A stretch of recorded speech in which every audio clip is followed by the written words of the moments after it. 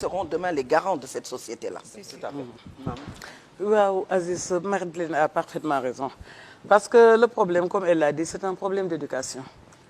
Avant, l'enfant africain, je dis, était l'enfant de toute une ethnie, toute une population, tout un groupe ethnique. L'enfant, dans la maison, était surveillé et par les parents, et par les oncles, et par les tantes. Dehors, chaque étranger qu'elle rencontrait était un tuteur, un parent, et l'enfant était surveillé tant dans la maison qu'en dehors de la maison. Maintenant, votre propre frère, votre propre sœur n'a pas le droit d'éduquer vos enfants. Quand on voit l'enfant faire des choses qui déplaisent, on n'a pas le courage de dire à cet enfant arrêtez. Parce qu'on a peur de fâcher les parents, tout simplement parce que les parents ne veulent pas que l'on touche à leur enfant. Alors que l'enfant est le socle de la société de demain. Un enfant bien éduqué est un enfant qu'on a gagné à l'agressivité, qu'on a gagné à la violence, qu'on a gagné à la rue. Parce qu'il y a un fait que les parents oublient. Nous sommes agressés de tous les côtés par les médias.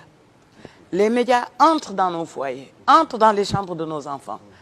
Est-ce que nous pouvons contrôler ce que les enfants entendent dans ces médias-là, ou est-ce que nos enfants sont beaucoup plus pervers que nous l'étions à notre époque?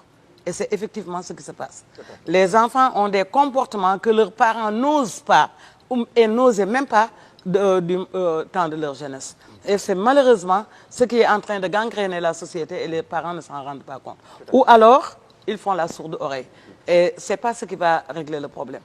Une éducation de base solide est un gain pour un enfant. Ça l'accompagnera durant toute sa vie. Voilà. Alors, j'ai vu que vous avez insisté sur l'éducation à plusieurs reprises. Marie-Madeleine wax na ci yar boobu léegi dafa am ku ma déglu temps yi ci benn onde mu naan Inde ak Chine c'était des pays sous-développés. Peut-être pire que ñun ce que nous avons vécu. Quand ils se sont développés ces deux pays dañ leen laaj on leur a posé question qu'est-ce qui a poussé le développement de vos pays ba ngeen toll fi ngeen toll ñu ne c'est très simple. Nous avons éduqué les populations et les enfants. C'est clair. Coréens yi chinois yi indo yi foofu nañ ñu rawee. C'est clair. amuñu lu ñu amul ñun. Mais sur le plan de l'éducation, je pense qu'à un moment donné, les parents ont un tout petit peu démissionné.